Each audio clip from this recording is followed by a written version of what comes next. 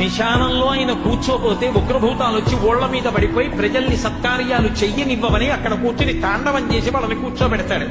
పార్వతీదేవి అడిగింది మహాభారతం అనుశాసనిక పర్వంలో, శుభ్రమైన కైలాసం ఉండగా, ఇంత ఐశ్వర్యం ఉండగా, చింతామణి గృహం ఉండగా శ్మశానంలో ఎందుకుంటున్నారని అడిగింది. అడిగితే ఆయన చెప్పాడు, పార్వతి బతికున్న నాళ్లు అన్ని చోట్లకి వెడతారు, ఏమీ తోచట్లేదు, శ్మశానానికి వెళ్ళొద్దామని ఎవరు రారు పార్వతి.